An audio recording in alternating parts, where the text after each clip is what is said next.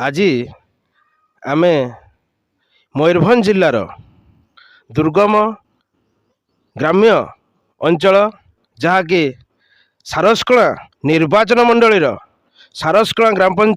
ସାରସ୍କଳା ନିର୍ବାଚନ ମଣ୍ଡଳୀର ସାରସ୍କଳା ବ୍ଲକର ଶଙ୍ଖାଭଙ୍ଗା ପଞ୍ଚାୟତ ଠାରେ ଆସି ପହଞ୍ଚିଥିଲୁ ଏବଂ ଏହିଠାରେ ଆମେ କିଛି ଦେଖିବାକୁ ପାଇଥିଲୁ, ଶୁଣିବାକୁ ପାଇଥିଲୁ। ସରକାର ଏଠାରେ ମାଳମାଳ ଯୋଜନା କରୁଛନ୍ତି ସତ, କିନ୍ତୁ ସାଧାରଣ ମୋ ବସ୍ଟି ଏହି ଗ୍ରାମ୍ୟ ଅଞ୍ଚଳକୁ ଆସିପାରୁନାହିଁ। ଆସନ୍ତୁ ତାଙ୍କ ସରପଞ୍ଚଙ୍କ ପାଖରୁ ଏ ବାବଦରେ କିଛି ପଚାରି ବୁଝିବା। ଆଜ୍ଞା, ଆପଣଙ୍କ ପରିଚୟ? ନମସ୍କାର, ମୁଁ ହେଲି ଶ୍ରୀଯୁକ୍ତ ବାବାଜୀ ସିଂ, ଶଙ୍ଖାଭଙ୍ଗା ଗ୍ରାମ ପଞ୍ଚାୟତର ସରପଞ୍ଚ। ଆଚ୍ଛା, ଆପଣଙ୍କ ପଞ୍ଚାୟତକୁ ଆମେ ଆସିଥିଲୁ ଏବଂ କିଛି ପବ୍ଲିକ ଆମକୁ ଅଭିଯୋଗ କଲେ ଯେ ଆପଣଙ୍କ ଅଞ୍ଚଳକୁ ମୋ ବସ୍ଟି ଆସିପାରୁନାହିଁ। ଏ ବାବଦରେ କ'ଣ କିଛି କହିବେ? ନିଶ୍ଚିନ୍ତ ଭାବରେ ଆପଣମାନେ ଠିକ୍ ଶୁଣିଛନ୍ତି। ସରକାରଙ୍କ ଦ୍ୱାରା ଯେଉଁ କି ପ୍ରତ୍ୟେକ ଗ୍ରାମ ପଞ୍ଚାୟତରୁ ବ୍ଲକ ହେଡ଼କ୍ୱାର୍ଟର ପର୍ଯ୍ୟନ୍ତ ଯେଉଁ ବସ୍ ସେବା ସରକାର ଆରମ୍ଭ କରିଥିଲେ, ତାହା କିନ୍ତୁ ବର୍ତ୍ତମାନ ସୁଦ୍ଧା ଆମ୍ଭ ଶଙ୍ଖାଭଙ୍ଗା ଗ୍ରାମ ପଞ୍ଚାୟତରେ ଲାଗୁ ହୋଇପାରିନାହିଁ ବା ବସ୍ଟି ଶଙ୍ଖାଭଙ୍ଗା ଗ୍ରାମ ପଞ୍ଚାୟତ ଅଞ୍ଚଳକୁ ଟୋଟାଲି ଆସୁ ହିଁ ନାହିଁ। ଆପଣମାନେ ଠିକ୍ ଶୁଣିଛନ୍ତି। ଆଚ୍ଛା, ଏ ବାବଦରେ ଆପଣ କାହାକୁ ଜଣାଇଥିଲେ? ହଁ, ମୁଁ ନିର୍ବାଚନ ପୂର୍ବରୁ ସାରସ୍କଳା ବ୍ଲକରେ ଯେଉଁ ବିଡ଼ିଓ ମହାଶୟ ଥିଲେ ତାଙ୍କୁ ମଧ୍ୟ ଜଣାଇଥିଲି ଏବଂ ପରବର୍ତ୍ତୀ ମୁହୂର୍ତ୍ତରେ ବର୍ତ୍ତମାନର ବିଡ଼ିଓ ଯିଏ ଅଛନ୍ତି ସାରସ୍କଳା, ତାଙ୍କୁ ମଧ୍ୟ ଏ ବାବଦରେ ଲିଖିତ ଭାବରେ ମୁଁ ଅବଗତ କରି ବାରମ୍ବାର ତାଙ୍କୁ ବି ଅନୁରୋଧ କରିଛି, କିନ୍ତୁ ବର୍ତ୍ତମାନ ସୁଦ୍ଧା କୌଣସି ସୁଫଳ ମିଳିନାହିଁ। ମାନେ ଆପଣ ଯାହା ଅଭିଯୋଗ କଲେ ବିଡ଼ିଓ ମହାଶୟ କିନ୍ତୁ କିଛି ଶୁଣୁନାହାନ୍ତି? ନାହିଁ, ଆମେ ଏଇଆ ବୁଝିବୁ ନା, ବିଡ଼ିଓ ମହାଶୟ କିଛି ବି ଶୁଣୁନାହାନ୍ତି? ଆଜ୍ଞା ଆଜ୍ଞା ଆଜ୍ଞା। ଅଭିଯୋଗ କେବଳ ଅଭିଯୋଗରେ ହିଁ ରହିଯାଉଛି? ଅଭିଯୋଗରେ ହିଁ ରହିଯାଉଛି।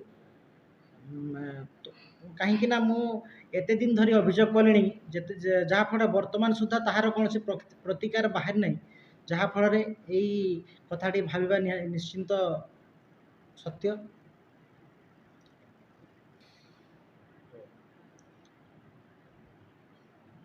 ଯଦି ଏ ବାବଦରେ ପ୍ରଶାସନ କୌଣସି ଦୃଷ୍ଟି ନ ଦିଅନ୍ତି, ଆଗାମୀ ଦିନରେ ଜନ ଆନ୍ଦୋଳନ ସୃଷ୍ଟି ହେବ। କାହିଁକି ନା ଲୋକମାନେ ମଧ୍ୟ ଉତ୍ତ୍ୟକ୍ତ ହେଲେଣି। ପ୍ରତ୍ୟେକ ଗ୍ରାମ ପଞ୍ଚାୟତ ଅଞ୍ଚଳକୁ ବସ୍ ଯାଉଛି ଏବଂ ଆମ ଜିପିକୁ ଆସୁନାହିଁ। ଲୋକମାନେ ମୋର କାର୍ଯ୍ୟକାରିତା ଉପରେ ମଧ୍ୟ ପ୍ରଶ୍ନବାଚୀ ସୃଷ୍ଟି କଲେଣି।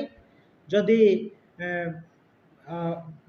ଆଗାମୀ ଦିନରେ ଜନ ଆନ୍ଦୋଳନ ହୁଏ, ଯଦି ବସ୍ ନ ଆସେ, ତେବେ ଏଥିପାଇଁ ବ୍ଲକ ପ୍ରଶାସନ ଦାୟୀ ରହିବେ। ଶଙ୍ଖାଭଙ୍ଗା ବାସିନ୍ଦା, ନାମ ହେଲା କାଳିଚରଣ ସିଂ। ଏଠି କେତେ ବର୍ଷ ରହିଲେଣି?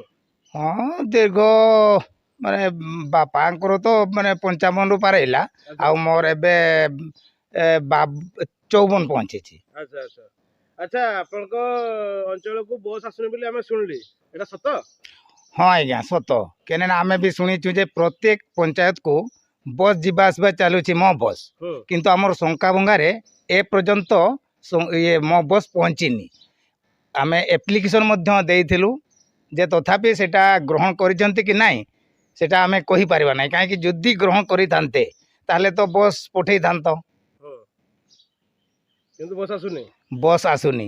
ଆଉ ଆମେ ବର୍ତ୍ତମାନ କୌଣସି ଆଡ଼େ ସେମିତିକା ସୁବିଧାରେ ଆମେ ଯାଇପାରୁନି। ଆମେ ଆଜ୍ଞା ଗରିବ ଲୋକ, ଘର ବି ଆମର ଭଙ୍ଗା ଘର, ଯେ କୌଣସି ଯଦି ଅଟୋ ଭଡ଼ା ବି ଆମେ କରିପାରୁନି। ଯଦି ହସ୍ପିଟାଲ ଜଣେ ଜ୍ୱର ଭର ହେଲା, ତାକୁ ଆମେ ହସ୍ପିଟାଲ ବି ନେଇ ପାରୁନି। ଆଉ ଯଦି ମୋ ବସ୍ ଆସିଥାନ୍ତା ତାହେଲେ ଆମେ ଟିକେ ଉପକାର ହେଇଥାନ୍ତୁ। ଆମ ବ୍ଲକ ଯିବା ପାଇଁ ବି ସୁବିଧା ନାହିଁ, କି ଧରାଯାଉ ଆମର ତ ପାଖରେ ବ୍ୟାଙ୍କ ନାହିଁ ଆଜ୍ଞା, ଆମର ସାରସ୍କଳାରେ ବ୍ୟାଙ୍କ, ନହେଲେ ବମ୍ବଇ ଛକ। ସେଟାକୁ ଯଦି ରିଜର୍ଭରେ ଯିବେ ତାହେଲେ 500-600 ନେଉଛନ୍ତି। ଆଉ କେଉଁଠି ପାଇବା, ଆଉ କେତେ ପଇସା ଉଠେଇବା ଯେ ବସ୍ ଅଟୋବାଲାକୁ ଦେଇଦେବା। ସେଥିପାଇଁ ଆମର ଆଶା ଯେ ମୋ ବସ୍ ଯଦି ଶଙ୍ଖାଭଙ୍ଗା ପଞ୍ଚାୟତକୁ ପଠେଇଥାନ୍ତ ଆମେ ଉପକାର ହେଇଥାନ୍ତୁ। ଆଉ ଯଦି ଆପଣ ମାନେ